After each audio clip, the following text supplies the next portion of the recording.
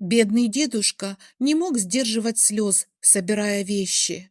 Сын обманом отобрал дом и отвез в дом для престарелых. Как же мне надоело его ворчание уже. Делай ты с ним что хочешь. А мне что делать? У меня и так детям места больше надо. А он ходит постоянно, пыхтит, недовольный что-то. Вчера вообще воду разлил на пол, малой чуть не поскользнулся. Думай, сестричка, думай, я же просто выкину его на улицу. Евгений Андреевич и не заметил даже, как на глаза навернулись слезы. Он слышал, как Веня, его младший сын, разговаривал с Таней, старшей дочерью, и прекрасно понимал, что говорят о нем. Евгений Андреевич хоть пока и не стал немощным, но доставлял неудобства своим детям. Он давно это чувствовал.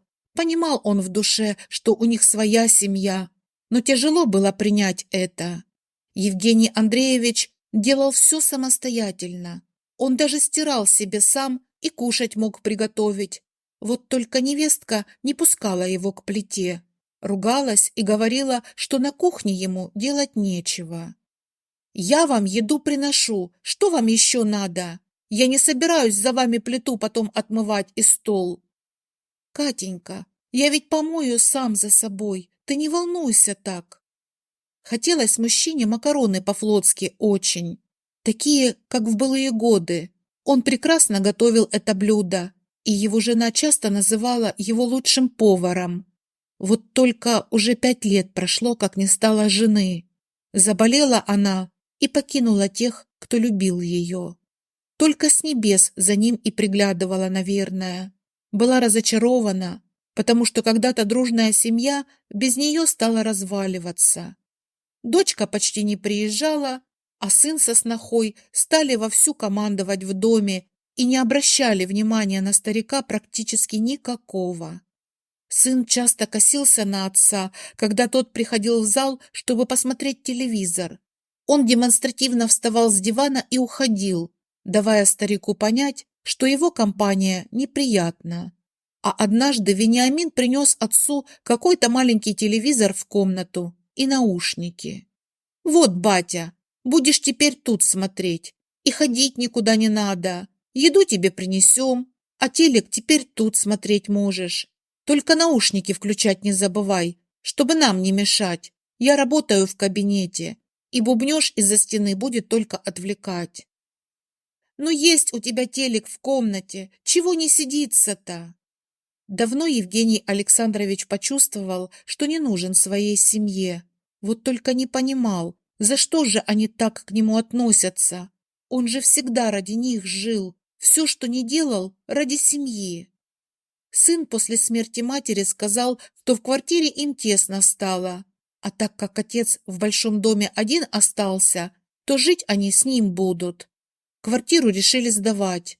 И вот теперь он хотел прогнать отца из собственного дома.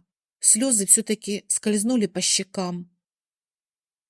Знал Евгений Александрович дедушку одного, так у него дочь попросту не могла дать должного ухода отцу из-за проблем со здоровьем.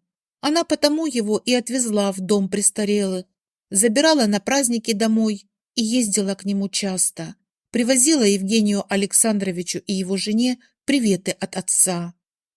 Вот только давненько никто из знакомых не заходил. Катя дала соседям понять, что не рада их в гостях видеть, что теперь они тут с Вениамином и детьми живут и не собираются устраивать проходной двор. Надо, так звоните Евгению Александровичу, а шастать сюда не нужно. Украдете еще что, а мы потом ищи виноватого. Так и растерял мужчина все связи с теми, кого раньше считал своими друзьями, и не они в этом были виноваты. Спустя 3 дня приехала Таня. Она вошла в комнату отца и начала теребить пальцы на руках.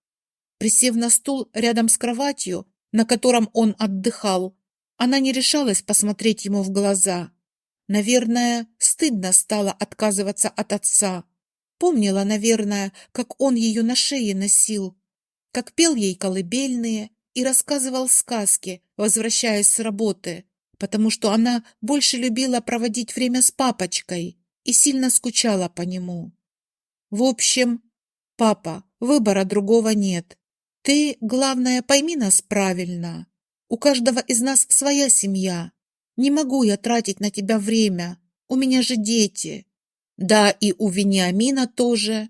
В общем, у тебя есть полчаса, чтобы вещи собрать. Я уже обо всем договорилась и записалась, так что опаздывать нам нельзя. Таня вышла из комнаты. Она разговаривала с братом на повышенных тонах и говорила, что если бы он не подсунул отцу документы, согласно которым дом перешел в дарение Вениамину, то, возможно, она и не пошла бы на это. И домик получил, и отца выкинул на улицу, возмущалась Таня. «Ой, а ты бы на моем месте по-другому поступила, да?» почти закричал на нее Вениамин. «Это совсем не твое дело. Я с ним жил вон сколько лет, ухаживали, пока он еду ронять на пол не начал и воду проливать. А следующим что будет? В штаны гадить начнет. А Катьке что, убирать все это?» Евгений Александрович не знал даже, что подписал договор дарения. Ему на подпись приносил Вениамин документы как-то. Говорил, что это для того, чтобы он сам коммунальные оплачивать мог, чтобы отца не дергали. А тот, доверчивая душа, поверил. И ведь не заподозрил неладное, даже из-за того, что тогда и Надюшка из нотариальной конторы присутствовала. Ему просто сказали, что так теперь надо, такие законы. Только сейчас понял, что его обвели вокруг пальца. Сколько же, интересно, он ей заплатил за такой обман? Не было у него ничего теперь, оказывается. И спорить теперь было совсем бессмысленно. Просто принять все, как неизбежное. Слезы застилали глаза. Евгений Александрович понимал, что выбора ему не оставили, что теперь уже нет дороги назад. Нужно просто собрать вещи. Он взял кольцо своей жены, которое хранил после ее смерти, их свадебное фото, на котором счастливые молодые мечтали о жизни до глубокой старости со своими любящими детьми и внуками, и собрал вещи, в которые обычно одевался. Он ничего не сказал сыну на прощание, даже не посмотрел в его сторону.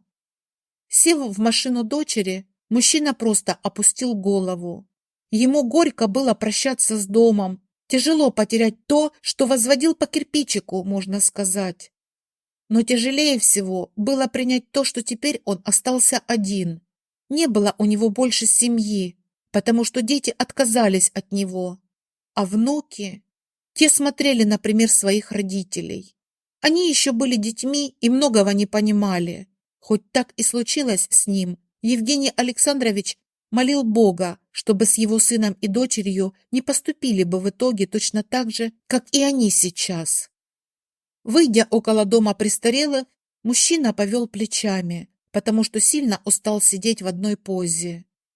«Ну давай уже, мы опаздываем, а мне еще надо столько успеть всего. У Юры же день рождения сегодня, если ты не забыл». Юра и Таня были женаты уже много лет. Вот только о дне рождения зятя Евгений Александрович совсем забыл. Вылетело у него из головы все, когда услышал разговор сына по телефону. Готовился он морально к тому, что случится дальше. «Стойте! Евгений Александрович!» – послышался за спиной мужской голос, когда мужчина поднимался по ступенькам крыльца. Он остановился и обернулся.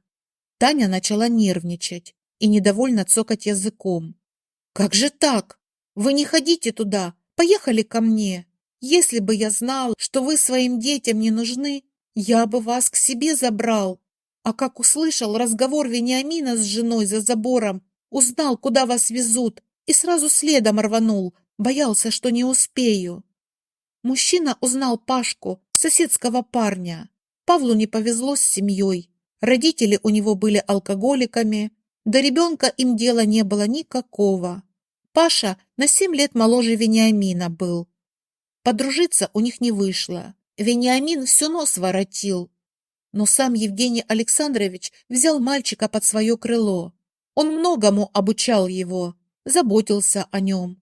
Жена мужчины угощала мальчика вкусными пирожками, а когда он подрос и в армию ушел, то родителей его не стало.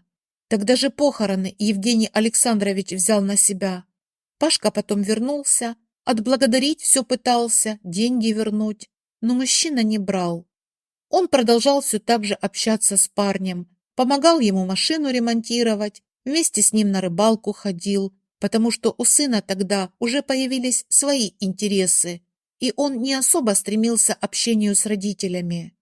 А потом Пашка в город на работу устроился, и общение как-то свелось на нет. И вот теперь он стоял тут и смотрел на Евгения Александровича. «Так у меня же нет ничего, Паш. Что я могу тебе дать, кроме пенсии своей мизерной? Правы дети, мне теперь здесь доживать надо остатки дней своих». «Неправда!» — заступился Павел, а в уголках его глаз блеснули слезы. «Вы мне отца заменили. Вы в свое время столько всего дали, сколько никто другой не дал. Вы помогли мне не сломаться, не стать таким, как родители. Не знаю, в чем умысел детей ваших, но я вам не просто крышу над головой предлагаю. Я семью предлагаю вам». Таня уже хотела начать ругаться. Она говорила отцу, что они опаздывают, что он не должен слушать этого психа, потому что он чужой и заботиться о нем не станет. «Вышвырнет тебя на улицу, а потом опять пороги тут обивать и добиваться того, чтобы тебя приняли, да? Ты этого хочешь?» – ворчала дочь. А Павел смотрел искренне на мужчину и качал головой. «Вы мне как отец, дядь Жень, не могу я позволить вот так здесь оказаться вам. Вы же тут совсем ослабнете, жить смысл потеряете, а у меня семья. Дети только рады будут тому, что у них дедушка появится». Немного посомневавшись, Евгений Александрович спустился вниз и ушел с Павлом, слушая, как дочь кричит, что больше она договариваться не будет, даже если отец окажется на улице. Мужчина плакал от того, что неродной человек оказался ему куда ближе детей, которых он так сильно любил. Жена у Павла оказалась такой же доброй, как и он сам, а их детки стали называть Евгения Александровича дедушкой и проводили с ним много своего времени. Мужчина стал потихонечку крепчать. У него словно появились силы для новой жизни. Он сам вызывался сходить в магазин и оставался один с детьми Павла. Он рассказывал им сказки о доброте, мире и любви, и они с удовольствием его слушали.